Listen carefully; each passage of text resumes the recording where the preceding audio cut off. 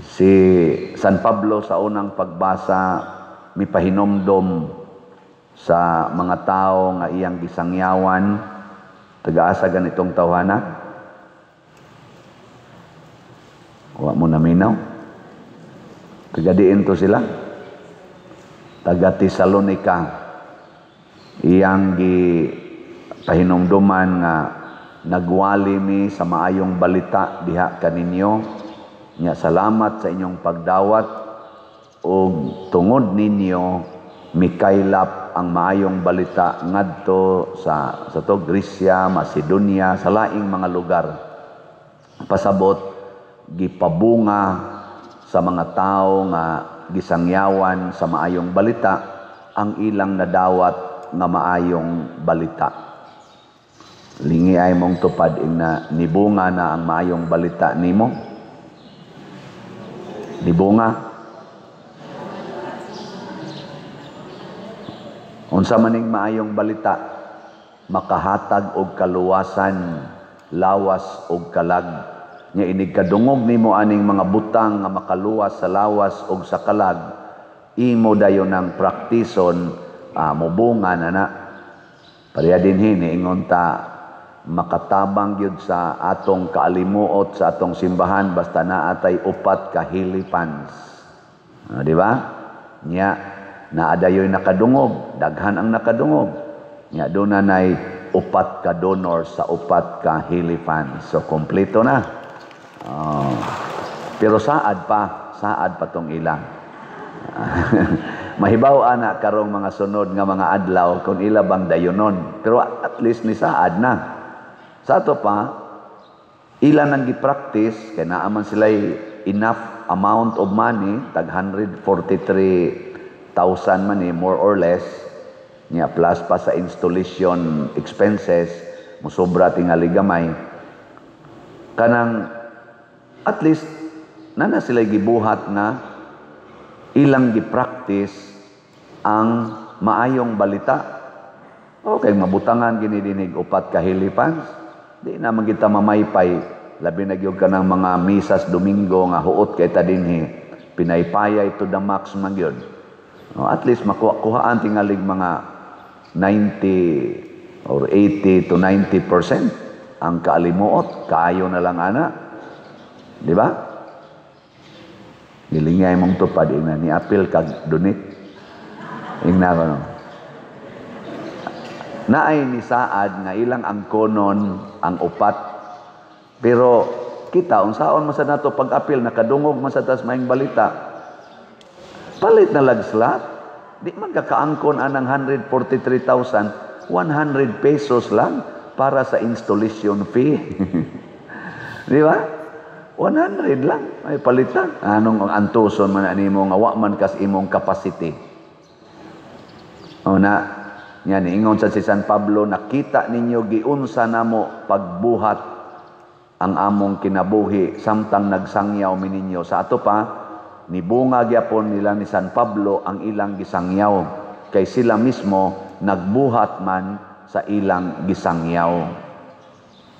Pag-abot sa atong ebanghelyo, unsa may nahitabo? Gisaway ni Hesus ang mga pangulo sa mga Hudiyo, mga Parisiyo, mga magtutudlo sa balaod. Ngano man, kay gasigi silang sangyaw, pero ang ilang gibuhat, dili haom sa ilang gisangyaw. Matod pa ni Jesus dire, purti ninyong pangumpanya, mutabok pa mog mga dagat, mubaktas mog mga lungsod, mga bukid, aron pag-imbitar nga mutuo Ginoo, musimba o Ginoo ang usa ka tawo. Pero gihimo manoon ninyo silang mas maimpirno pa kay kaninyo. Ngano man, unsa may naa sa mga Parisiyo o mga Hudiyo nga mga leaders panahon ni Kristo nga gisaway ni Hesus nga nahimo silang tigpakaaron ingnon. Pasabot ang ilang gisulti dili mo ilang gipuy-an. Unsa may ilang gipuy-an? Mas importante nila unsa man? Ang bulawan, ang halad kaysa templo. Pasabot, mas importante nila ang kwarta, ang gahom, og ang kanindot sa kinabuhi nga hinatag sa Ginoo kaysa Ginoo mismo. Kay ang templo nagrepresentar man sa Ginoo. Hilingi ana sa imong tupad na kinsa may mas importante nimo ron, imong kaugalingon, lawas o ang Ginoo. Okay, ina pangutan. Kinsa may mas importante nimo, ang Ginoo o ang imong lawas? Yan, sige magkag-color ana imong buhok. Ana, ano sige magkag-kiss-kiss ana imong kilay. Anong sige magkag-inom anang pills. Anong sige magkagtaod anang kondom ug ayude aron lang di ka manganak. Imo pa nang mao pa na imong paagi sa pagmahal sa Ginoo. Anong sige magkagpangural anang imong yuta. Daw mo gyud kay kasagianan. Hangto na lang noon naglunop na lang atong palibot kay imo naman ang gikural siminto naman ang imong agianas tubig. Buangon kay kastanan. Nganong sige magkag-parking anang karsada nga public road man na, barangay road man na, imo man parkingan. Imo pag yung himuag tindahan. Tungod lang kay nangwarta ka, nya imo pag yung ilapas des karsada. Nya unsa man na? Nagbunga pa ka ang sugo sa Ginoo nga paghigugmaay ka mo, muna imong gugma, lahapon nimo ang karsada nga agianas tao tungod las imong panginabuhi. Uy, tubag. Dili. Muna, congratulations sa sigig palit og slot. Na naman, nagtabang mo sa katilingban at the expense sa inyong personal nga mga pangandoy sa kwarta. Oh, di ba? Pakpakan na ito, binamalit og slot. 100 na. Labaw na gyud ang ni-promise ron nga mo donate og Hili funds. Pakpak na lang. Nasa ni text na ako, padir, napay laing dunitanan. Misina-sina man saan. Basig ka mo diyan, naasan mo rin na napay laing dunitanan, padir. Ano ba? Akong giingnan sa tinud-anay lang, duha pa ni kabuk among TV dire, monitors. Nya naapay upat kahaligi nga butangan nag-TV monitors nga tag 45 inches. Kani ba? Kaning upat. Ana. Nga dito sa gawas, ato sang butangan dito TV monitor nga pareha kadagko ani kaning 75 inches. So kung nakadungog mo ron diha, hala, dunitanan pa ni. Pero ato gyapon nang i-count as part sa atong slots.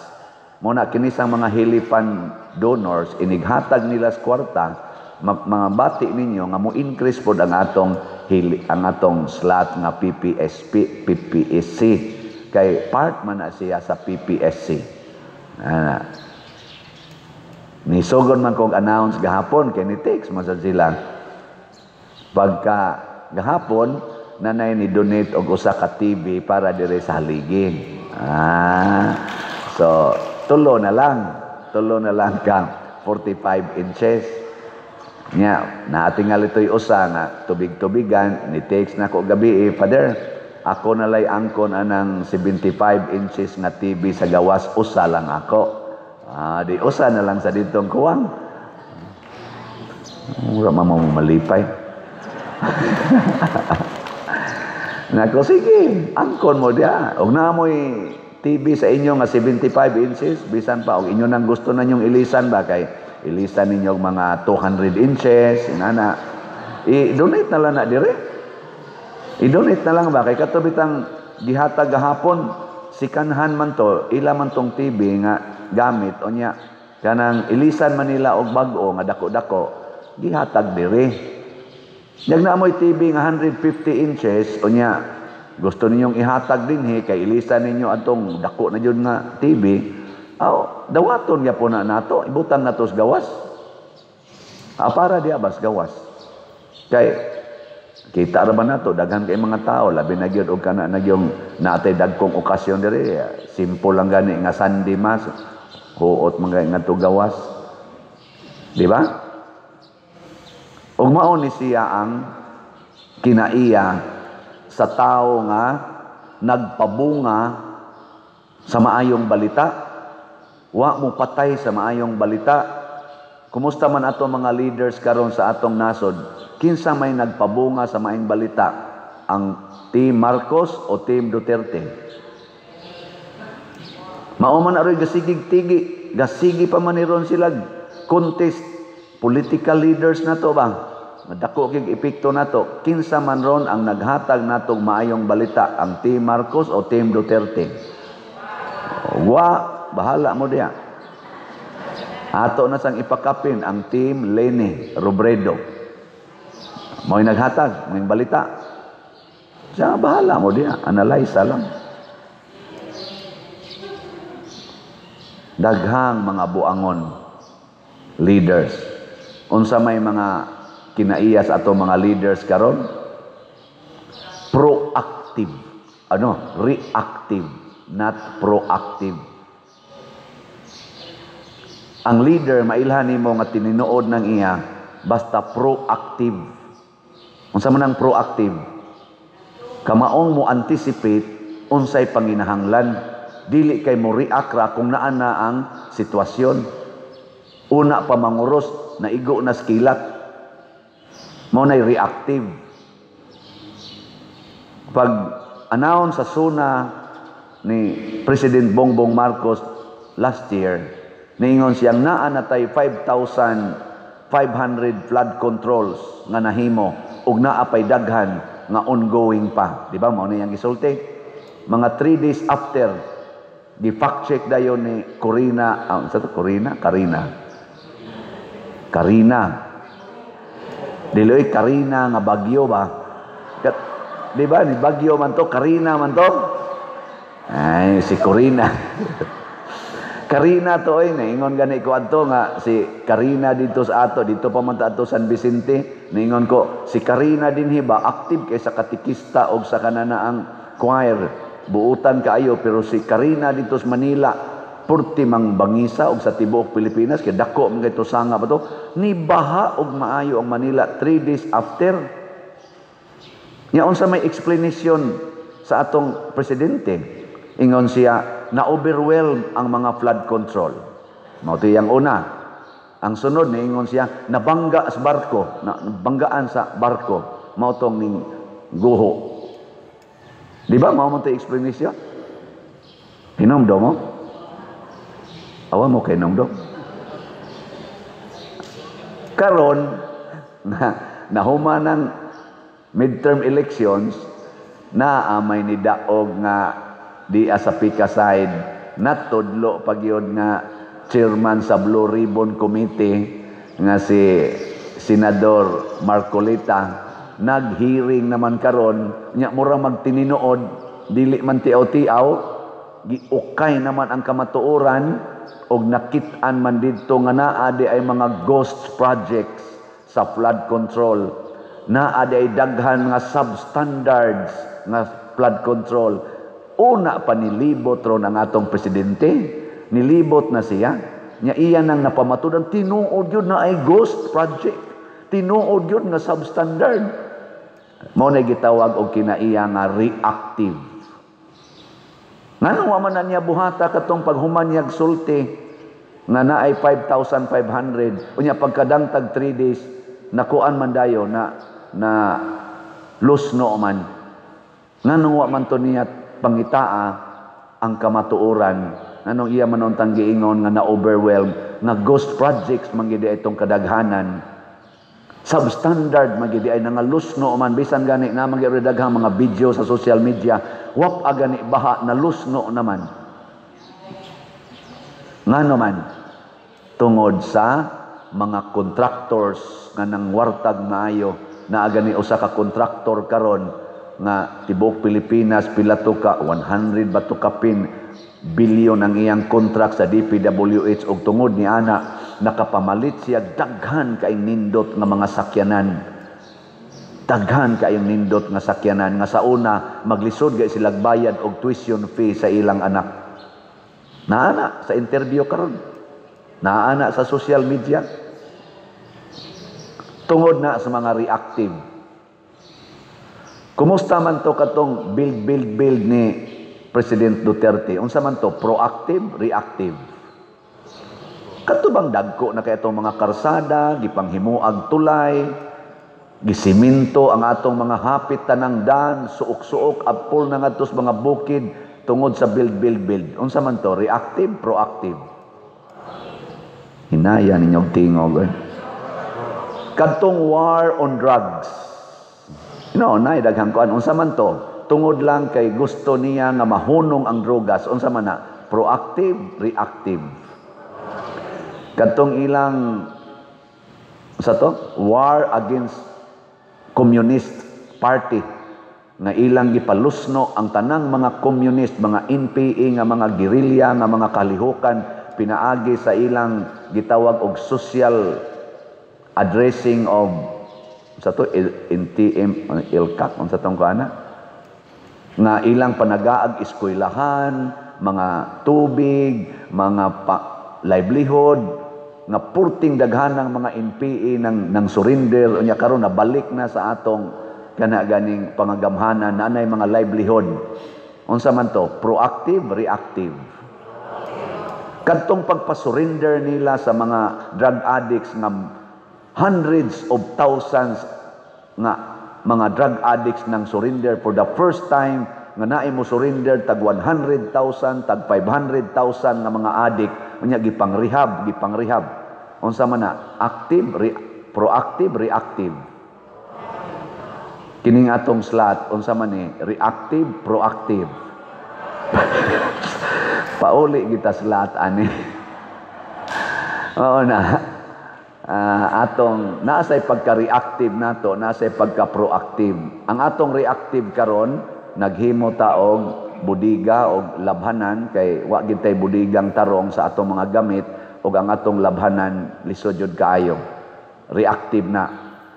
Gaplano ta nga ato nang gisugdan og repair ang atong mga atop kay porting tua sa kusina, sa ato ditong gitawag og social hall katong CWL nga hall ug ang atong kumbinto. Likay-likay na misto didto. Reactive na. Reactive. Kining pagbutang nato dinhig mga TV monitors. Proactive. Kanang paningkamot natong naatay hili fans.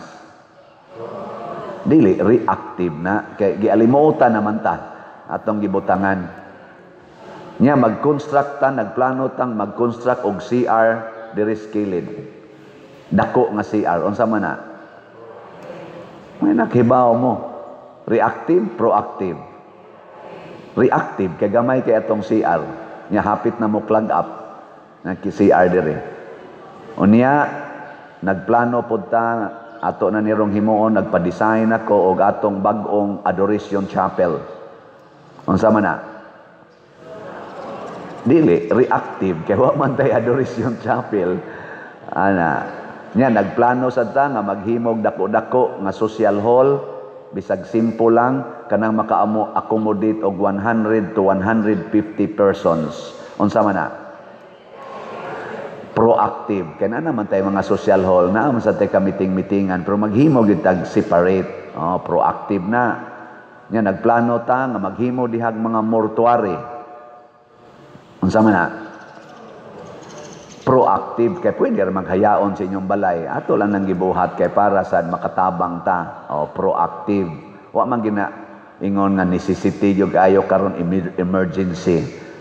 Nya nagplano pa kita nga maghimog dako kayong simbahan nga bag-ong simbahan. Nya kani ato na lang ning himuon pohon og museum. Unsa man na? Proactive nga way siguro. Siya. Pero depende na sa atong pag proactive sad. Kanang maingkam mo advance kog hatag og slot karon daghano na kog hatag kada announce ni Father og slot palit gidayon ko mao sad nay proactive mind. Kana bang imo nang i-prepare ang imong self ba nga basta mo announce si Father og slot palit gyud ko kada semana. Proactive na. Pero moingon ko maimpirno mo di mo palit. Palit maimpirno niya ta. Reactive na siya. Wa nimo giset imong mind. Gilas na lang lingi sa imong tupad. Lingi ba? Ingna ako'y tukod anang bag-ong simbahan. Ingna ba? Ingna ba imong matupad? O di mo mukuyog sa ako ding kausa. Mao na ingon San Pablo, salamat mga taga Tesalonica. Kay nikuyog mo sa among kausa. Si Kristo sad nag-ingon sad siya sa iyang mga kauban, bulahan mo kay nikuyog mo nako. Atong usbon ang kalibutan. Kadako atong ambisyon ni Kristo nga proactive. Sangyawa nato ang tibuok kalibutan og bag-oho nato. Nya hindi ato bang 12 ra ka buok. Ang ambisyon tibuok kalibutan atong bag-ohon, atong luwason. Unya 12 ra ka buok, wa pag yung mga grado, wa pag yung kwarta.